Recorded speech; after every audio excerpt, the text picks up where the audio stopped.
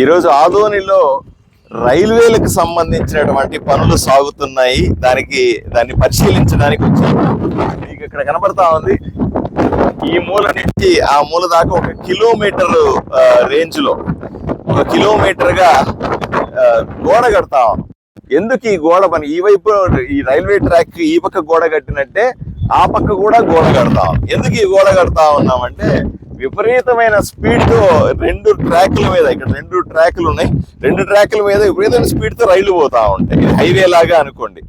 ఎంత స్పీడ్ తో పోతాయంటే 130 కిలోమీటర్లు గంటకి చెప్పున అంత స్పీడ్ తో వెహికల్స్ పోతా ఉంటాయి.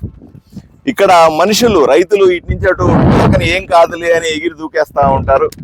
అక్కడెక్కడో ట్రైన్ వస్తా ఉంది కదా అని మధ్యలో వెళ్ళిపోతారు. అలాగే పశువులు, వాటికి ఏమి తెలియదు పాపం. ఆ పొలాల్లో నుంచి పశువులు ఈ పొలాల్లోకి వెళ్ళిపోతాయి. వెళ్ళేటప్పుడు అవి ఇక్కడ చూస్తే ఉదాహరణ మనిషిలో చూసారనుకోండి, రైలు ఎక్కడెక్కడో కనిపించినట్టు ఉంటది. కానీ దాని స్పీడ్ అంతా 130 కిలోమీటర్ల గంటకి. అది టక్కన అట్లా కళ్ళు మూసి చేసే లోపలే ట్రైన్ కొట్టేస్తుంది. ఆ రకంగా ప్రమాదాలు ఎక్కువగా జరుగుతున్నాయన్న ఉద్దేశంతో రైల్వే శాఖను ఒప్పించి సుమారుగా 8 కిలోమీటర్ల సంబంధించినటువంటి మనకు వాల్ కడతాం, అంటే గోడ కడతా ఉన్నాం. సిమెంట్ గోడ.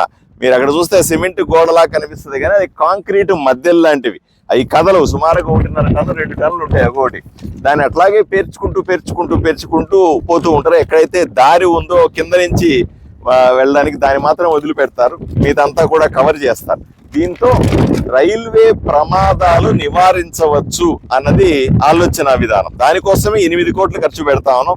ఈ ఒక్క ఏరియాలో మాత్రమే సుమారుగా 83 లక్షలు ఇక్కడ ఖర్చు పెడతాం. అంటే 1 కిలోమీటర్ ఈ వైపున, 1 కిలోమీటర్ ఆ వైపున చేస్తూ చక్కగా గోడ కట్టి పశువులకు కానీ, మనుషులకు కానీ, రైతులకు కానీ ఎటువంటి ప్రమాదం జరగకుండా ఉంచడానికి మాత్రమే. ఎందుకంటే ఇక్కడే ఈ ప్రాంతంలో ఏంటంటే ఎక్కువ ప్రమాదాలు ఇక్కడ జరుగుతున్నాయని గమనించాం.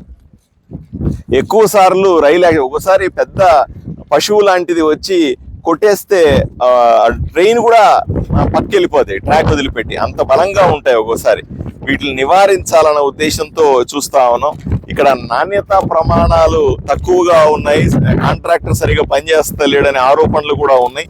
అందువల్ల నేను వ్యక్తిగతంగా చూడాలని వచ్చినాను. పని పూర్తి కాలేదు, కొంచెమే సగమే పూర్తయింది, ఇంకా సగం చేయాల్సి ఉంది. అక్కడక్కడ పెచ్చులు ఊడిపోయి ఉన్నాయి. వీటిని కూడా కాంట్రాక్టర్ దృష్టికి తీసుకెళ్తా ఉన్నాను. అలాగే రైల్వే అధికారులు కూడా ఇక్కడ ఉన్నారు, రైల్వే అధికారుల దృష్టి కూడా తీసుకెళ్తాను. నాణ్యమైన వర్క్ చేయాలని కోరుకుంటాను. ఎందుకంటే వర్షాలు పడుతున్నాయని ఆపేశామంటున్నారు. వర్షాలు ఇంకా సీజన్ కూడా వచ్చింది. ఈ సీజన్లో కాకపోయినా నెక్స్ట్ సీజన్లో చేసినా ఇబ్బంది ఏమీ లేదు, కానీ నాణ్యతతో వర్క్ చేయమని. ఎందుకంటే ఈ పని ఒకసారి చేసిన తర్వాత ఇంకో 20-30 ఏళ్ళు ఈ పని చేయరు మళ్ళీ రైల్వే నుంచి కూడా. ఇంత డబ్బులు ఖర్చు పెట్టి, ఇంత డబ్బులు కేంద్ర ప్రభుత్వం నేరుగా డబ్బులు తీసుకొని వచ్చి మనం ఖర్చు పెడతా ఉంటే సరిగా పని చేయాలని కాంట్రాక్టర్కి నేను విన్నవిస్తా ఉన్నాను. ఆయన మంచి క్వాలిటీతో ఎందుకంటే ఏదో డబ్బులు తెచ్చాం కదా, ఏదో పనులు జరుగుతూ ఉన్నాయి కదా, ఏదో కాంట్రాక్టర్ చేస్తున్నాడు కదా వదిలిపెట్టేస్తే వాటిలో నాణ్యత సరిగా లేకపోతే మళ్ళీ మన ఆదోని ప్రజలు మనమే నష్టపోవాల్సిన అవసరం ఉంటుంది. సో ఈ ప్రతి ఒక్క చిన్న విషయాన్ని చూసుకునే అలవాటు నాకుంది.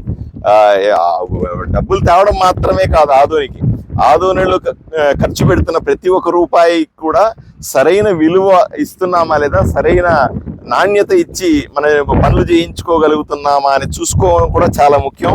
అందువల్లే ఈ డిజైన్ ప్రకారంగా ఏదైతే ఇక్కడ డిజైన్ మనం ఇచ్చాం వీళ్ళకి, కాంట్రాక్టర్లకి, ఈ డిజైన్ ప్రకారంగా వర్క్ జరుగుతున్నాయా లేదా అనేది చూసి అవసరమైతే పని పూర్తయ్యే సందర్భంలో ఇంజనీర్లు కూడా చెప్తా ఉన్నాను, లేదా మిగతా కాంట్రాక్టర్ కూడా చెప్తా ఉన్నాను, జాగ్రత్తగా ఈ పని పూర్తి చేయాలని, నాణ్యతతో పని పూర్తి చేయాలని, అదేవిధంగా వీలైనంత తొందరగా పని పూర్తి చేయాలని. ఎందుకంటే ఈ సంవత్సరాల కొద్దీ దీన్ని ముందుకు లాగితే కూడా లాభం లేదు.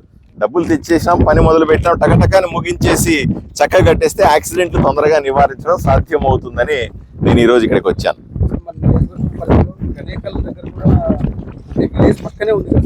ఇప్పుడు ఆదోని నియోజకవర్గం మొత్తం, కర్నూలు నియోజకవర్గం మొత్తం ఎక్కడెక్కడైతే సమస్య ఉందో, ఎక్కడెక్కడైతే కంప్లైంట్ ఇస్తారో, ఇప్పుడు మనం ఏం చేస్తాం, రైల్వే వైపు నుంచి కూడా 2-3 కార్యక్రమాలు చేపడతాం. ఒకటి రైల్వే అండర్ బ్రిడ్జ్లు, ఓవర్ బ్రిడ్జ్లు. అంటే రైల్వే గేట్లు తీసేశారు ఇంతకుముందు. రైల్వే అంటే ఈ పనులు జరుగుతున్నప్పుడు ట్రైన్స్ మరింత వైడెన్ చేస్తున్నప్పుడు ఈ గేట్ల వల్ల డిస్టర్బెన్స్ ఉంటుంది. గేట్ల వల్ల ఎవరు గేట్ పెడితే కూడా దాని కింద నుంచి దూరిపోతారు, పైనుంచి దూరిపోతారు, సైకిల్ తీసుకెళ్లిపోతారు, మధ్యలో పోతే చాలా ప్రమాదాలు జరుగుతున్నాయి. రైల్వే గేట్లని తీసేసాం. రైల్వే గేట్లు తీసేసి దగ్గర మూతపడినాయి. ఈ పక్క నుంచి ప్రజలు ఆ పక్కకి వెళ్తా ఉన్న సందర్భంలో కష్టంగా ఉందని అండర్ బ్రిడ్జ్ అంటే ఈ రైల్వే ట్రాక్ ఉంటుంది, దాని కింద నుంచి ఓ సొరంగం లాగా తీసుకొని ఆ పక్కకి ఓ దారి పెట్టే ఏర్పాట్లు చేస్తా ఉన్నాం. కొన్ని చోట్ల ఓవర్ బ్రిడ్జ్లు చేస్తా ఉన్నాం. కొన్ని చోట్ల ఎక్కడైతే రైల్వే ట్రాక్ పక్కన ఇటువంటి గోడలు కడతా ఉన్నాం. ఎక్కడెక్కడ అవసరమైతే అన్ని రకాల ప్రజలకు కానీ పశువులకు కానీ రక్షణ కల్పించే ప్రయత్నాలు చేస్తా ఉన్నాం. ఎవరైనా మీ ఇంకో చోట చేయండి, ఇంకో చోట ప్రతిపాదన ఇస్తే ఎవరన్నా అర్జీ ఇవ్వాలి కదా, నాకు ఇక్కడ తెలిసింది కాబట్టి ఇక్కడ చేస్తా ఉన్నాం. అర్జీలు ఇస్తే అక్కడ కూడా మీరు చెప్తున్నారు గనేకల్లని ఇంకో చోట అక్కడ కూడా చేయిస్తాం, ఇబ్బంది ఏమి లేదండి.